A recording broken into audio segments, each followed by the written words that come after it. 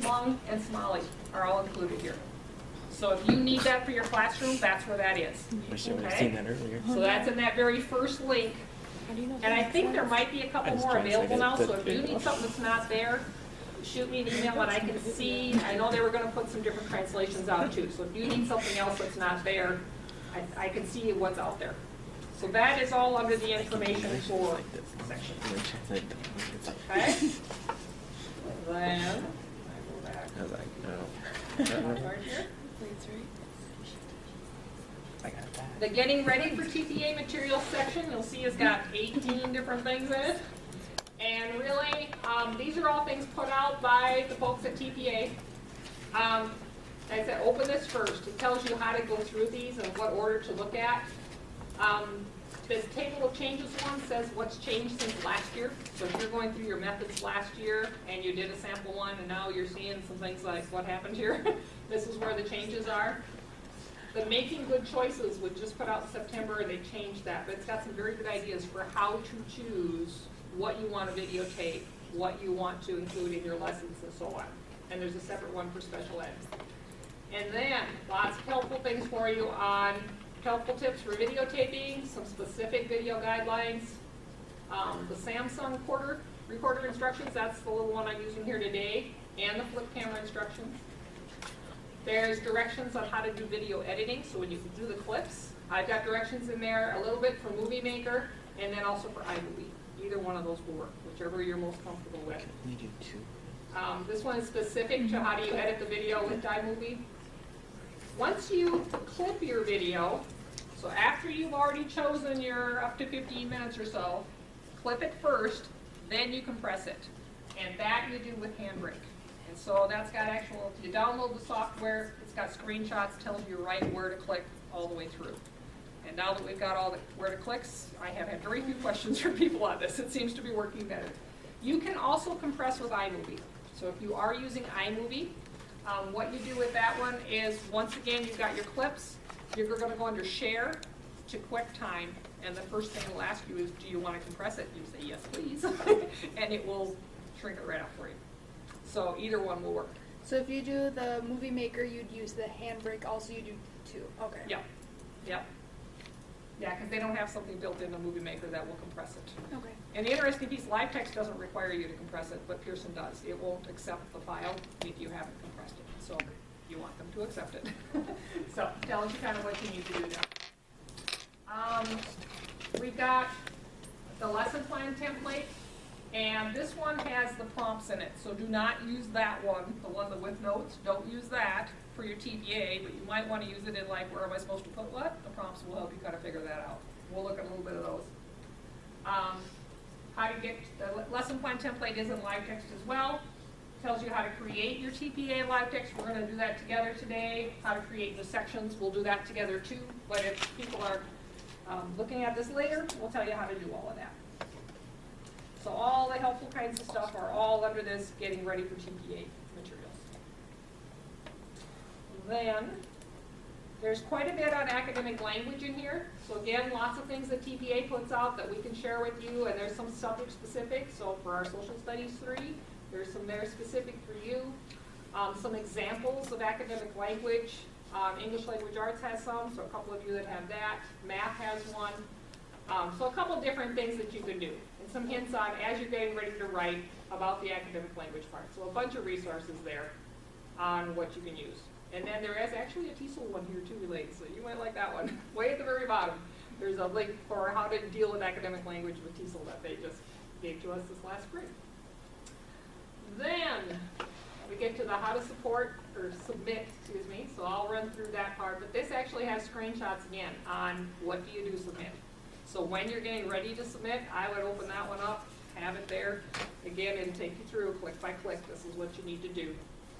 And the Pearson and live text contact, if you have questions that I can't help you with, something goes funny with the submitting, it's both the emails and the phone number for who you call. And so that's what they've given us for who's going to help you. We will post the video from today and the PowerPoint in this section, so you'll see that after today.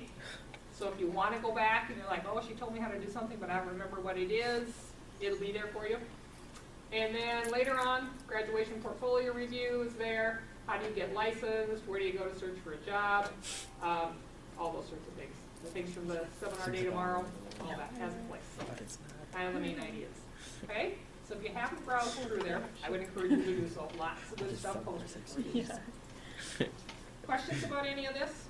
So far so good? Okay, let's go to LiveText then and just show you how do you do all this. So I'm going to log in. You need to do the same.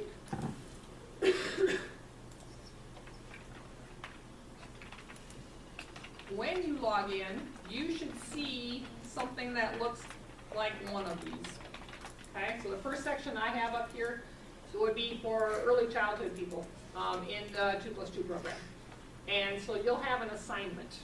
And there might be more than one because these are determined by the section that you're in.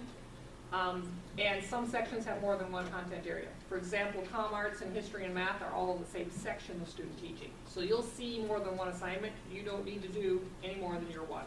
Okay? We just have to put them all in there. So if you're elementary or early childhood, you'll see both literacy and math. So as an example, I load these things. When you open the assignment, it'll tell you, which one it is. The handbook is loaded at the bottom again. And then on yours, you will be able to go in and actually submit. So like in our case, we've got 2 of you in here. What this does is it shows me, once Amy has submitted hers, it will show me that. I'll be able to see, yep, you got yours submitted. And we know that it's en route, okay? Ordinarily, if we were scoring them, once it was scored, it would be in the green, but since we aren't scoring them, Pearson is, it'll stay in yellow, but not to worry about that. That's just because it's being scored outside of us doing it here at SMSU. But we can see it, we can, identify what you've got and so on. So, but that will let us know when you have submitted it. Okay? So when you see this on your screen, you know where that's coming from. So, that makes sense? So you only do one TPA, even though there's possibly more than one listed there for your section. Let's see, go back to the courses. Yeah, these are all the sections and stuff with student teaching or other classes that are in it. So, but this is my version, so that's different than yours. Okay, so let me go back to, if I go to here, to create your TPA portfolio. And you can do this right along with me. What you want to do is be under the Documents tab, so same place your teaching portfolio is. You're going to create a second portfolio, but this will be your TPA portfolio. So you click on the green plus sign for the new. And you should get a screen that looks like this one. You'll see TPAs right up here. So you just click on that, and all the different handbooks are there. So you just need to go choose the one that applies to you. So I'll pick elementary math. Just it's handy. It will show you what it's going to look like, and then you click on the green Create Document over on the bottom right. So just choose New, and then which TPA handbook you want, and then Create Document. Give it a name. You can go ahead and put your name in it. That doesn't matter. It used to, doesn't anymore. So, yes. Okay, so on mine, when I got LiveText, it was my last name was Anderson, and now it's Sonnenberg. Mm-hmm. So, do we have to change that for all of this to go through? No. Or it'll be okay? It's going to go by that authentication code and all of that. Okay. You can change that in the, I think it's here in the document properties. You can change the title, so you can put your name, your current name on there. And then you can also, and I think I've got it on the last slide, but if you just email LiveText, it's support@livetext.com, because this happens a lot. You girls go get married and then you change your name. And all you need to do is just say, hey, this is my account. Let them know what your username is. You don't have to give them your password, but just say, my name has changed, and they can flip it on their end so that what is seen matches up. Okay. But yeah. Thank you. Yeah, the Pearson people know that too, that changes all the time, so. Okay. I've created a bunch of these. So I talked to like everyone's all switched, my name's all switched around. Except for like there's still that old portfolio name, so it's hot, like, I don't know. Oh, and they didn't switch that part too? No, that one's not switched, like there's like different things aren't switched, but like the main. Okay. The overall So one, is, right? yeah, so is that gonna be Okay. confusing that like the main account is switched, but not Right, like individual okay, then the things? other part, anything you need to fix. Like say your email is changing after you're graduating too. No, I'm glad you brought it up. Up here in My Account is where you can change any of the stuff you entered when you registered. So they will change this part. You notice I don't have an edit button to change that other than my password. This is where you go to get your Learn 360 videos. If you've forgotten about those are good to use. But if you scroll on down, here's your member information.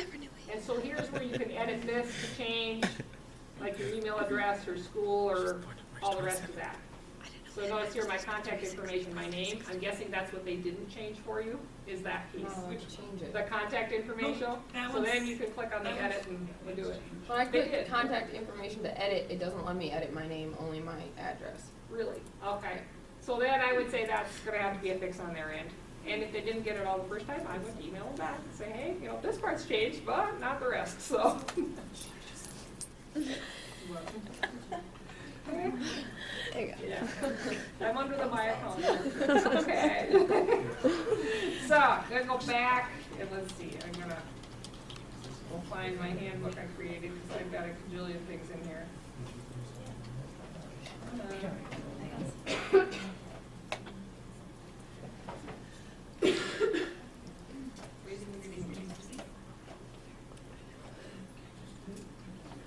Okay, so if I go into my handbook now, I can open this and notice what it's got in there. First, it's got your handbook is there. So you can download all of these documents right to your desk, your desktop of your computer. So the handbook is here that has all of your directions, it's got the prompts, it's got the rubrics. Please, please, please, make sure to look at the rubrics when you're answering the prompts. Most of the time, when people get a 1, it's because they weren't looking at what are they looking for when I answer this question. If you look at the prompt that goes with the question, you'll be able to see here's what they're looking for, and usually you're much better off, they're going to understand that, oh yeah, you're answering this part. So very good to have them laying out side by side. Context for learning is here, your planning, your instruction, your assessment. They're all just Word documents, so you're going to want to download those, save them to your desktop, make any changes, make sure you save again. Because you can't just open these and make changes and save. If they're live from LiveText, they will not save your changes most of the time. So you need to download them, make your changes, save the changes, re-upload them back into LiveText. Okay? And then they do have some errors that they've already found, some typos and things like that that are down there. Okay, so once you do this, you've got to put all those lesson plans and all the other things in here. Anybody remember how many attachments one section can hold? It's 10. It's 10, yeah. By the time you get all your lesson plans and your student work samples and everything else, you probably aren't going to have room. So we'll just take you through today. Here's how you can fix that. So I want you to come up here on the right to manage content. You see that one? What that lets you do is make more sections. So let's do that. We're going to click on Create Section.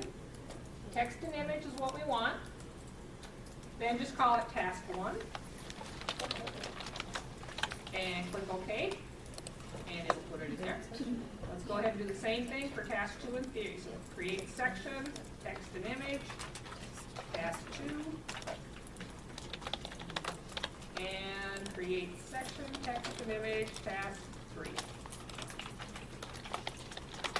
Okay? So that just created one whole section to hold everything for that task.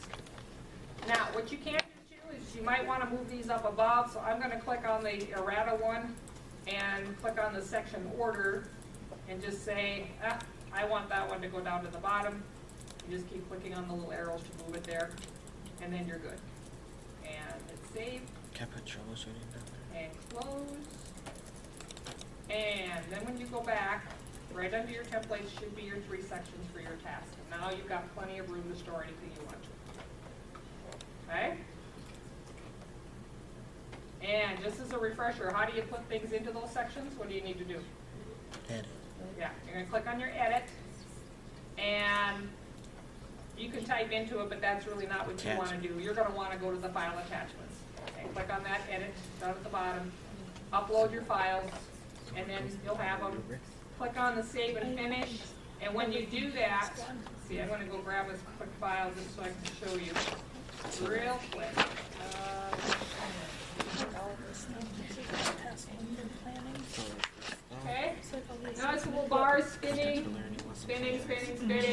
says 100%, it's not done yet. So then.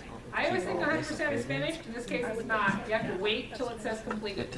Wait for the green completed. If you don't, you click out of it, it may not be there when you go back. So make sure you get the green completed. 100% isn't really, yes. For like the templates part, like you have like the planning, commentary, assessment, commentary, and context for learning. Yep. But like, those are in there. Do we just turn in with nothing in templates and just put them all in the tasks? For like the Those planning, are commentary. the templates that you're going to fill out. Yeah. So you're going to download those, and once you've completed them and saved your changes, you're going to upload them back into the right task where they go. And so then your templates one should be empty. You could leave them there in case you want to start over. Okay. Or anything happens to it, and you've got that file yet. You could always go make a new portfolio. I would probably just leave them there. Those are the empty ones. You know, Okay. then you'll know these are the ones. But does it matter when we submit it at all? No. As far as like if it's in there. Yeah. You'll see when we get to it, but what actually happens is once you submit from LiveText to Pearson, Uh-huh. they actually have, what I was talking about, these slots, they actually do have slots. You're gonna put lesson Okay. plans in this slot, context for learning in there. Okay. And so you don't submit like we do a central review here, it's not like that. Okay. It's actually filling slots, but that way they make sure you've got everything you need in each slot. So yeah, it won't matter to you in the end. Okay. Good question, but yeah, it's different. Okay, once you're done, click Save and Finish. One of the nice things about LiveText is you can't ever lose anything more than what you're working on right then. You should see it attached. You can get up to 10 attachments. Okay. One other piece I'll mention on task 1, and this is a change, is you have to have all your lesson plans in one document now. They used to have well, now that they've got the slot thing, they don't want to have 3 to 5 slots and figure that out. So once you have your lesson plans, just copy paste them right under each other, all into the same document. They want them all in one. Okay. Other things I'll mention there. It is 3 to 5. We've had somebody in the past who did 2, thinking that second lesson was going to be a 2-day thing. They just disqualified it right away. You need 3 days worth of lessons, so make sure they are listed as 3 days worth of lessons. If you're continuing from the day before, just make sure you say that on that lesson plan, and here's what we're doing the second day. But it needs to be at least 3, no more than 5. What they're aiming for is about 2.5 hours of instruction, so it depends on how long your class periods are. If you're in a 90-minute block, then 3 days is going to be plenty. If you're doing 30 minutes a day of math, then you're going to want 5. So roughly, somewhere close to 2.5 hours worth of teaching time for that class. Okay, questions on that part? Yes. Okay, just because I'm gonna ask. That's what we're here for. So, with so we do the 3 days of lessons, like each individual lesson.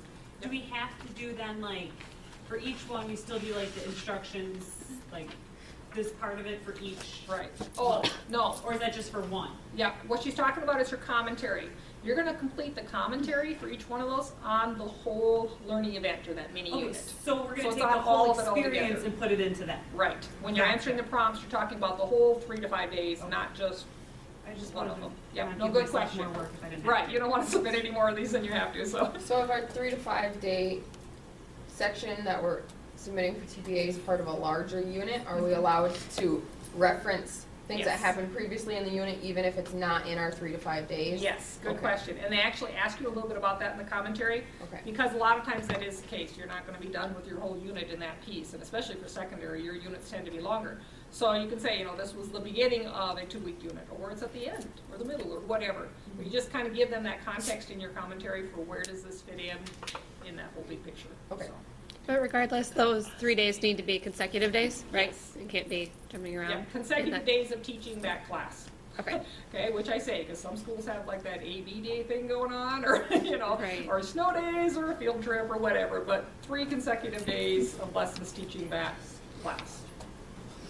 Okay? Okay. Any other questions on the LiveText side of things? Got your portfolio for your TPA set up, so this is where everything's going to go. That makes sense? Okay? As good as it's going to for now? All right. Then I'm going to go back to the PowerPoint. And we've done a couple of these things. We talked about needing to register.